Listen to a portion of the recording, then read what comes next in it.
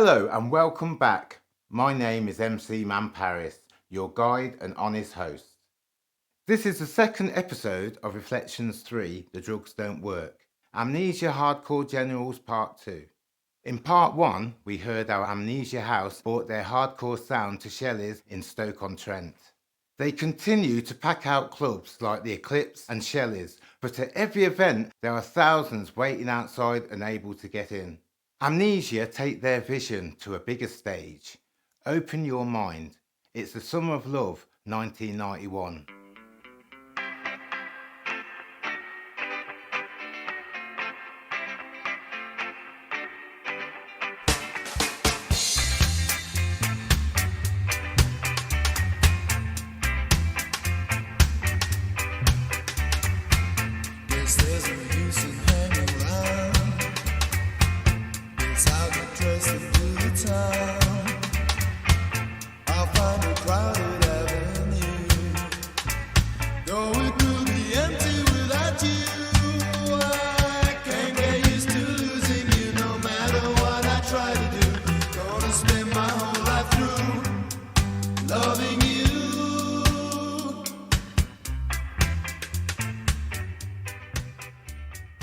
Amnesia's own Bam Bam Linus.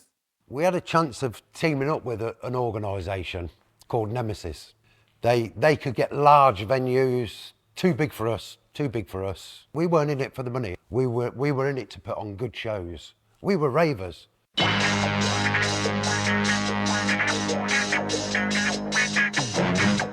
Neville Fivey, Amnesia House. Now Nemesis, I think they approached Mickey. Mickey came to me and Bam and says, look, we've been offered Donnington Park, which held 8,000 to 10,000 people.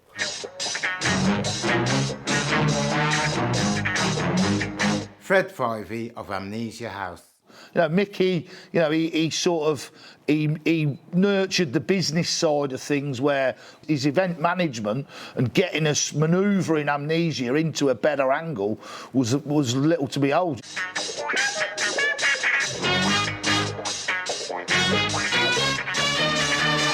And they believed that we could pull in 8,000 to 10,000 people. So we went along with it. We struck some sort of a deal.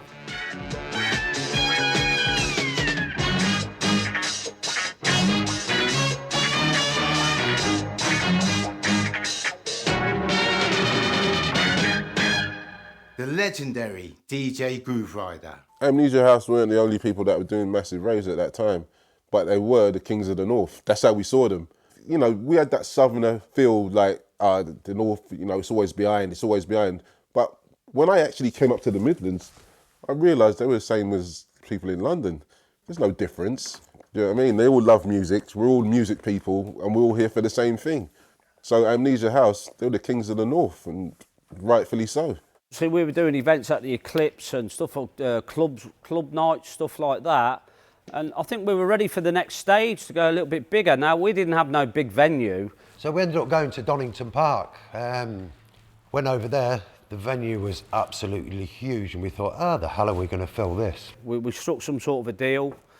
We promoted it. We booked Rosala or whatever, and Carl Cox and Groove Rider, all the same sort of DJs that we're having at a 2,000 venue. Now we're going to 8,000 to 10,000. First Donnington Park, pulled up in my car, outside the queue. I just couldn't believe what was going on. You know, and it was unbelievable. Got in there and it was like, wow, look at this, look at the setup, the sound system, the lighting, the lasers. The financial thing about putting an event on them, you had to pay something like £15,000 just for the police to police it. And then you had the venue, your live acts, the security. This was just the rave scene started to blow up. This was time for Amnesia House to put a big show on. Roger Germain of Daylight Robbery. It was just acres of people. It was like being at a football match, but you're in the middle of the crowd and the crowd goes every direction. It was just crazy. It's like what you see at a stadium concert. It was like that. It was just seas of people, just lights, lasers, smoke, music. Jane Wheaton, backroom staff at Amnesia House. I suppose it was a bit worrying for them because they wasn't sure they were going to get the numbers because, like you say, Shelley's, it's a small, compact club. You knew you could fill that every week, no problem, because the word had got round and everybody loved it. But Donnington, it was an amazing, huge venue. So the worry, I suppose, thinking maybe we're not going to get the numbers. But put an event on with Nemesis and absolutely rammed the place to the rafters. I think there was about 10,000 people there. That was Amnesia House, hitting the big time. Not financially, but putting big shows on. This is yours truly with the Coventry dance music legend Dot Scott at Donnington Park to a full house of hardcore ravers around midnight on the 7th of September 1991. We're gonna take you where no one has taken you before. Open your mind. Yeah. Feel the force. Summertime buses. I wanna hear you stomping. Yeah. Let's go.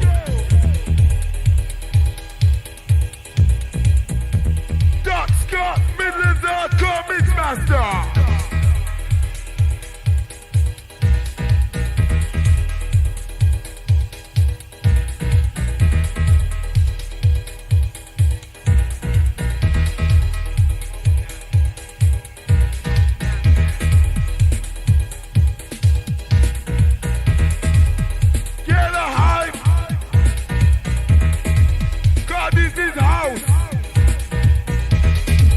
Amnesia House. Let's get rocking. Come on. Going out to the 89 buses. Mark Archer of Alternate and Nexus 21. That one gig was the one where it kind of elevated from playing clubs to all of a sudden we're like in Donington Park, and I even like tapped the MC as he walked past me while we were playing it and pulled my mask to one side and was like, can you see what's going on here? DJ, author and co-founder of V Records, Jumping Jack Frost. At the time, you don't, like, you know, when you're playing at events like that, you don't think about the historical, you're just enjoying the moment, and we're all young, you know? And at that time, it was a lifestyle. Every weekend we were somewhere DJing. It's only years later you look back and you think, wow, that was history, do you know what I mean? At the time, you don't think that because you're just doing it. Every weekend we were somewhere. I remember that night. That night I came from BYO in Doncaster. I've done 3 gigs that night. So I've done BYO, Donnington Park, and somewhere on the way back. And that's how it was every weekend. Top Buzz's MC Mad P. But it's a nice feeling, it's a lovely feeling, because you see the smiles on people's faces, don't you? You know what I mean? And the joy when they see you. You know what I mean? Like we said, people's champion, isn't it? But it's a good feeling. Because you know you've done your work, innit? You're doing your work. You're doing something right. You're bringing happiness to people. Raver, Larissa Gray. That's what I really loved about the rave scene, because you just put your trainers on, your leggings. I'd have a little bra top because it was very hot, and you'd just dance and dance and dance. They loved it as much as, I suppose you call them the punters, whatever you want to call them. Throughout the whole of the space of time that they were evolving, getting bigger and bigger, it wasn't just about money all the time. It was about they were doing it for themselves as much as they were doing it for the ravers out there. You know, they wanted to listen to that great music. They wanted to watch The Prodigy. They wanted to listen to Enjoy. And that's where it became more to light to us that we weren't just ravers, we were turning into businessmen. And we were part of putting these big massive events on. We were kids from the street. So, you know, that's where we wanted to stay. We wanted to stay on the dance floor rather than sat in an office. We were still ravers. We were down to earth people. Top Buzz's Jason K and MC Mad P rocked the house at Amnesia around 4 o'clock in the morning on September the 7th, 1991 at Donnington Park. How you feeling down the back? I can't see those faraway eyes down the back. How you feeling? How you feeling?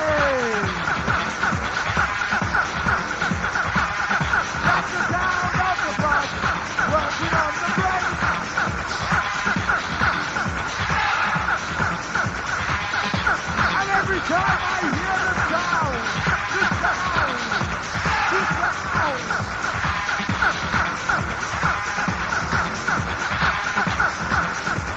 You yaka, you yaka, you yaka. You yaka, you yaka, you yaka.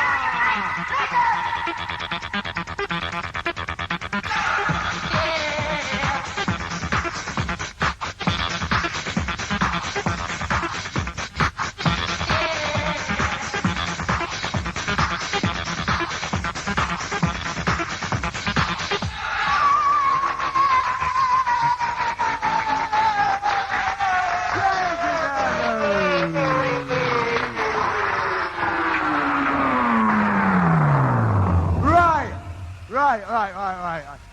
I like to say tonight is Top Buzz's birthday party. It has been a year since we have met Amnesia House. One whole year. Now you've heard me say this before.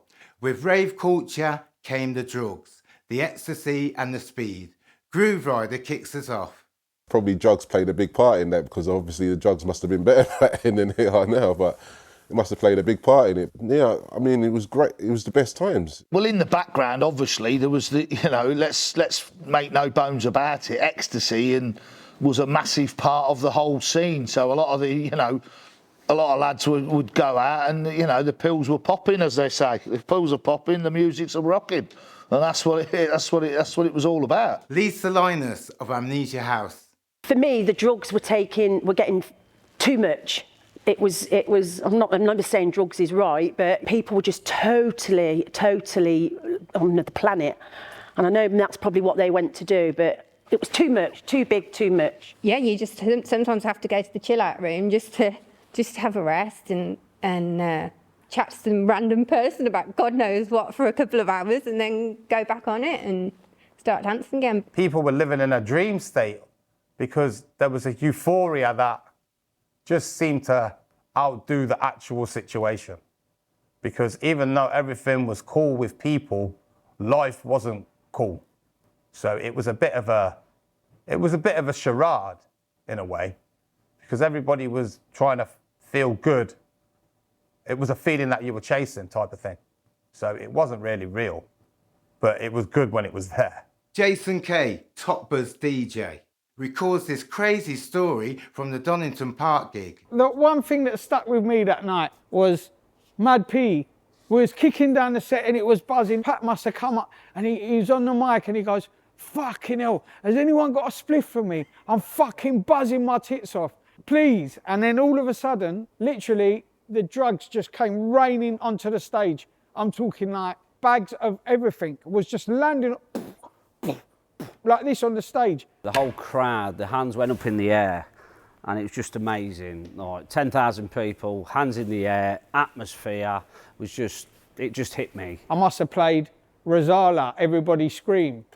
And he goes, "No, that's a commercial tune, Jay." He goes, "Look at the response you got from the crowd."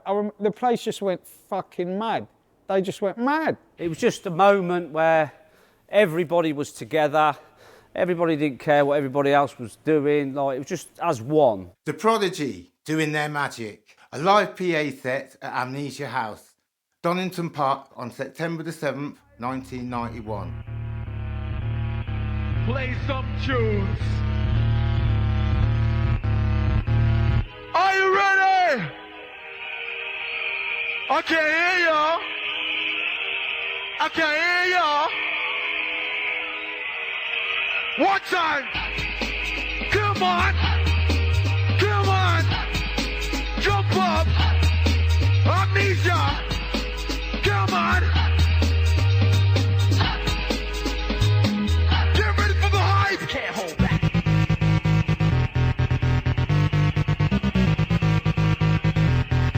I just can't hold back. I just can't hold back.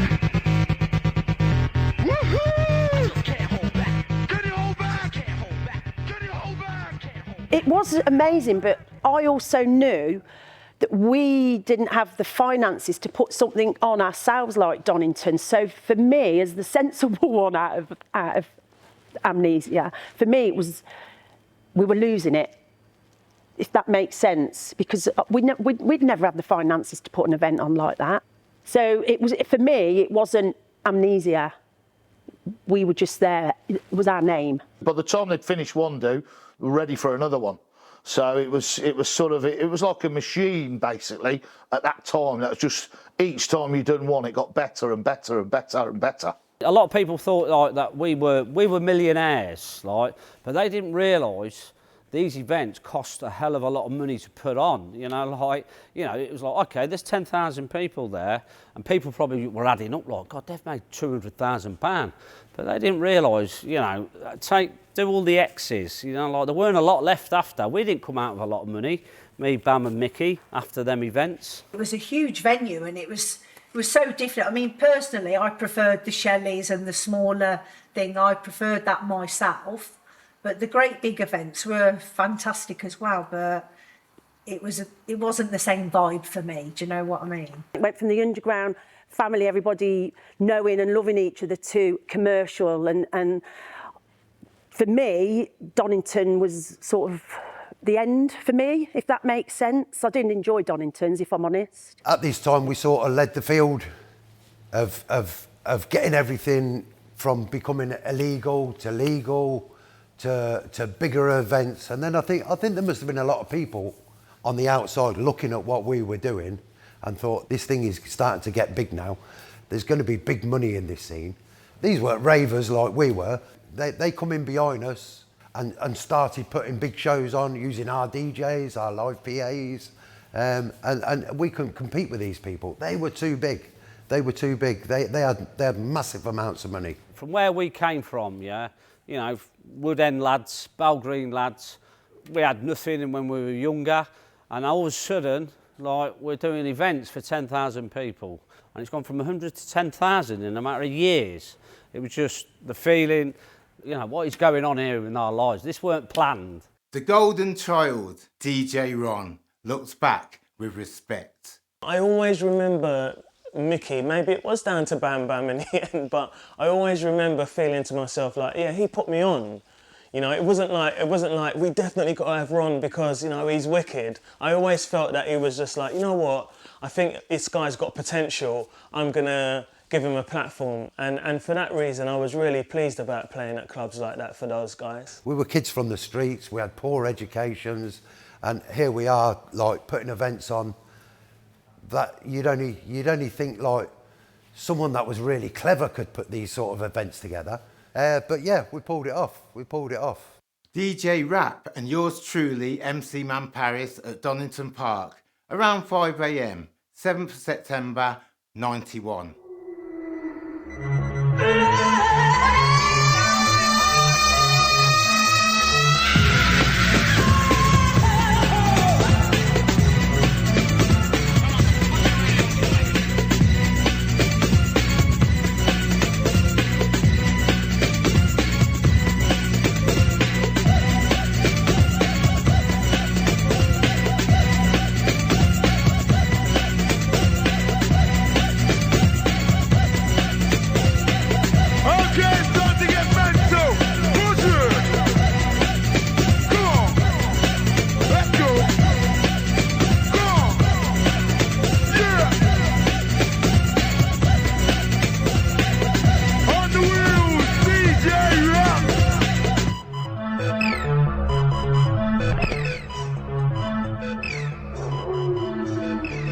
As the dance music scene got increasingly competitive, Amnesia House stepped up with the distribution of bootleg tapes. Neil Tricks from Coventry's Banging Tunes explains.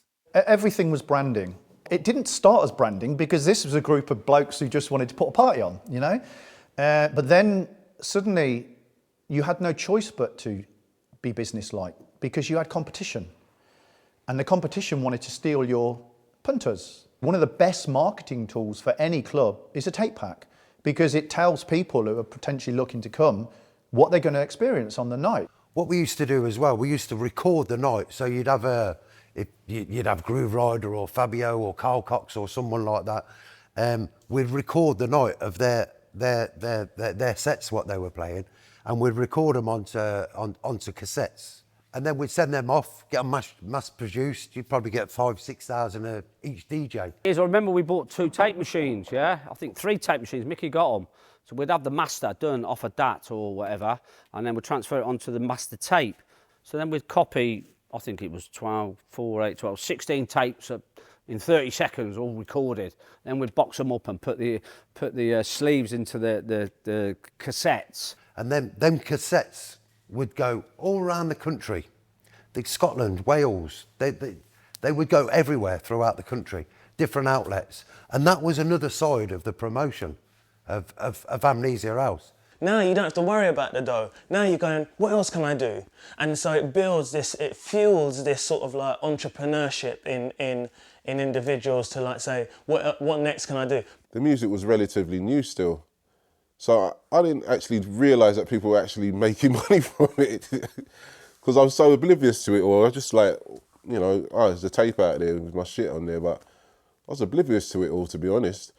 But it didn't make a difference to me. To me, I always saw it as promotion of the music. And then other people started to moan about it and look at it more intensely, and like when they started quoting the figures that these people were making from it. The legendary DJ Carl Cox on 3 decks. Amnesia House at Donnington Park on the 12th of October 1991.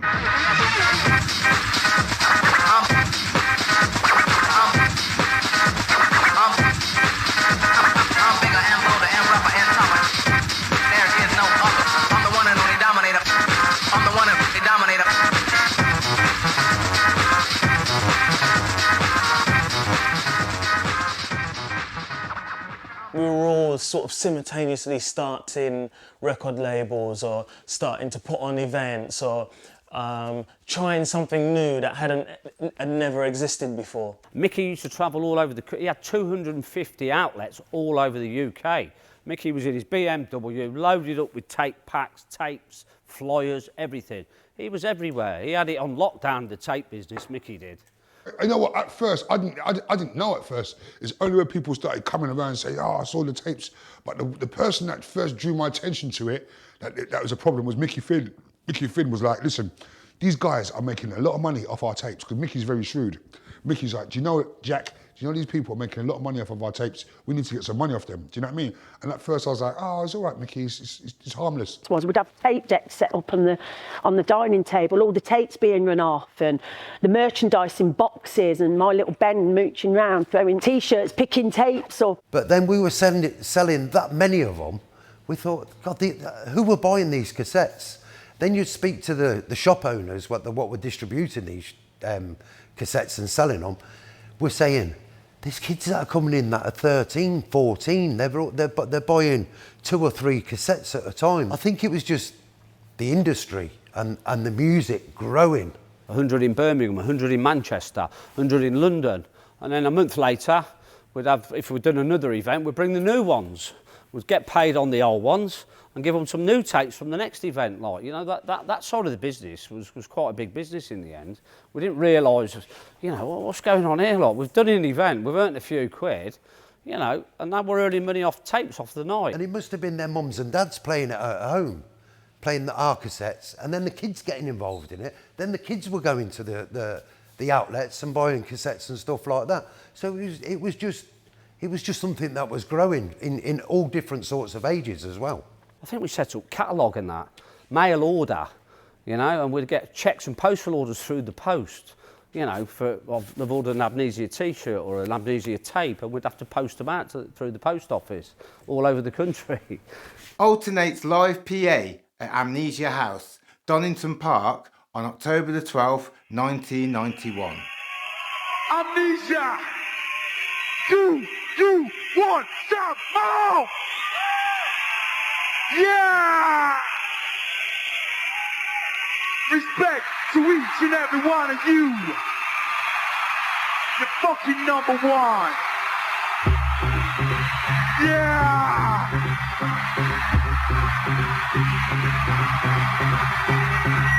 Everything starts with an A. Alternate! Woo! Come on! This one to leave And I'm there. You know you are. Written, produced and directed by Adrian Patrick Dowling. Sound recordings, Ron Samuels and Edward Taylor. Voiceover by M.C. Man Parris.